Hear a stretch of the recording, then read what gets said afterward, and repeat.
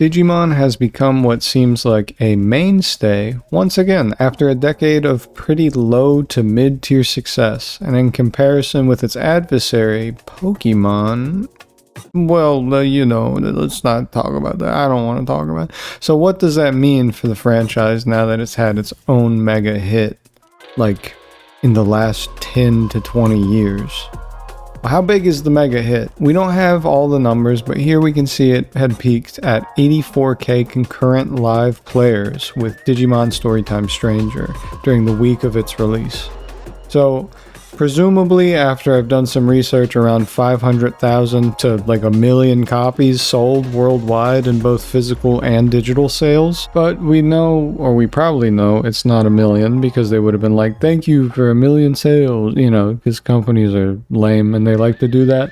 But, I mean, it is good for your profit margins to show investors how profitable you can be and blah, blah, blah. I get why you do it. I just think it's lame. So let's say they didn't get 1 million in the first week of sales. That's not really that big of a deal.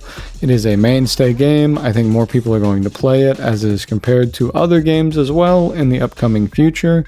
But that being said, some of the sales were not made because copies in Japan were actually bottlenecked due to Bandai Namco underestimating how many sales they would actually have.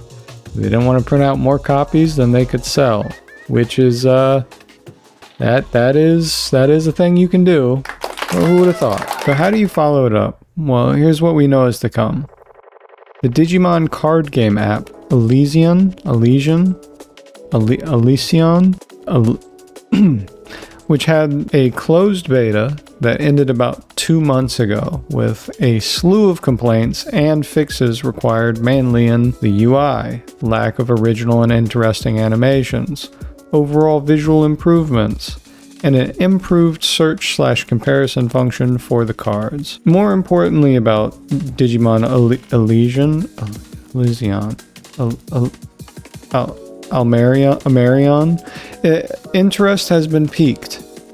Not entirely for me, because I do not like deck building games, but from those that have participated in it, they seem to care a lot, both them and the devs, because all of their notes have been released and the responses that they've got have all been cataloged and open to the public in cute little pie charts. I've actually never seen something like this for a beta, and I really hope they improve on what's there because it could easily be an adjacent to Hearthstone. I don't know how big the market is for this type of delivery, but it does seem that there is a big enough niche for this sort of thing, and I'm fairly certain that a good one would make you quite a bit of money. Digimon physical card sets. Right now, they are doing numbers in my mind. I know Pokemon basically has been banned from being sold in most stores around me because it was being bought so much in my area, which I guess is a thing in late stage capitalism. If you buy too much of a card, they just are like, nope, we're not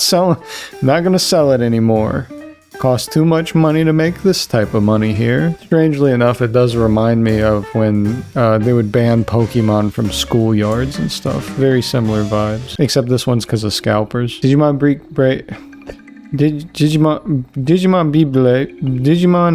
Michael Bublé is a new anime that came out. I haven't watched it. Not really too interested again. Sorry about that. Love you guys. Hope you keep making your content. I don't know. You gotta really impress me for me to watch them. I'm old, man. I'm old. I don't know. I don't want to watch it. There's a lot of stuff out right now, okay? Anyway, I'll check it out later if it's really good. They're doing 3 episode packs for Time Stranger, which is DLC, so I don't know why it's called episode packs. I guess that's just how they want to frame it. They're doing DLC from now until October of 2026, introducing new Digimon, or Digimon not like previously obtainable in the game.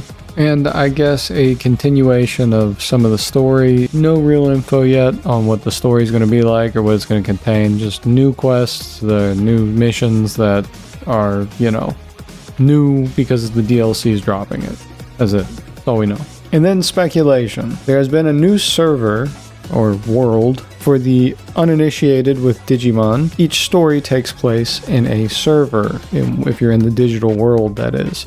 First was the OG digital world, Then it was an Iliad world, which is like Roman, Greek mythos based, you know. And now this one. This server and world is called Shambhala, which they've already fleshed out in concept. They have a web page, and from the visuals and in their words, it's based on Eastern Asian countries, folklore, religion, general fantasy. They even have some Digimon for you to take a gander at. And I'd be surprised if it went to no use at all.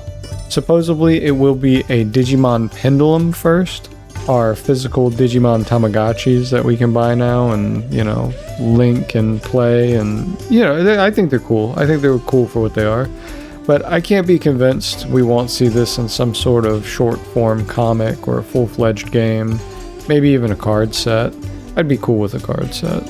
So, that, I mean, look, Bandai Namco seems like it's pretty packed. Seems like they got a lot of stuff in line coming up for Digimon, but what would I do? Like, what would an idiot who loves this franchise do if they wanted to see it succeed?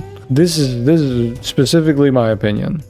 Well, first things first, I would fix your website, dog. I want to see your projects that are coming up. What is wrong with you? You make millions of dollars every year. Get an English translator, update your website, and let me know when your next projects are coming up. I just want to give you my money, man. And even if it's bad, like, just have it there. I mean, it's bad in Japanese. It's a bad website design. Well, aside from that, when it comes to the Digimon games, I would use the same animations and assets that they have created for Digimon Storytime Stranger to create a linear game with a purposefully designed huge map. Lore, Easter egg filled, a condensed but large world, and create a child main character to really appeal to what makes the isekai feeling of this feel so cool. You know, you're like a kid in a bedroom and then you wake up and you're in a world with monsters in it. I mean, again, it is something that's been done before. They did this with Digimon World 1, Digimon World 2, Digimon World 3, but you get what I'm saying. Make it about getting out of the digital world. Make it about trying to get back home, only being allowed to leave once you save it. Like, make it an RPG about that. It would be so sick.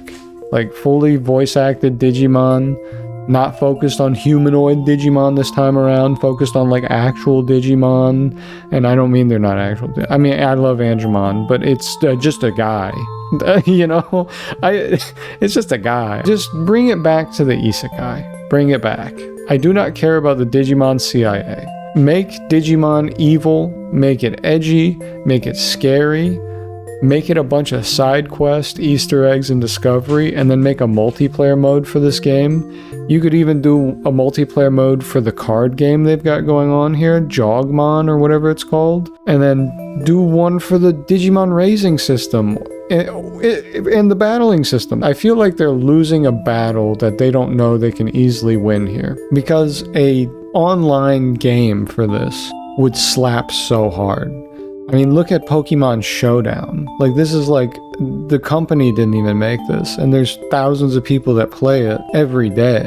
And lastly, I would divert some of my funds into making more brand crossovers, like the successful Godzilla and Pop Mart campaigns that they've done recently. I think if they can make really good products, which I really do like the Pop Mart figures, then they can kind of differentiate from the Pokemon brand in terms of a less popular, maybe less frequent, with crossovers and pop-outs and Etsy shops that sell you the same thing that they like took the schematics for and 3D printed and charge you like $40. You know, in less quantity, but you're not getting the bad quality 3D printed Redbubble stickers or figures. You're getting real quality. They could have an entire store that's dedicated to making really good quality statues, figures. I mean, I think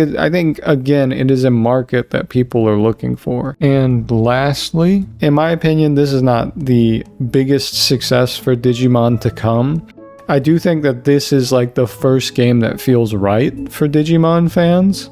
because this is what we knew it had the potential to kind of be. And even then, it's great, but it's not perfect. The game is not perfect. I'll be the first to admit it. But this is a step in the correct direction. This isn't the end-all be-all for me. I don't want this to be a one-off for Digimon. I think that'd be really sad.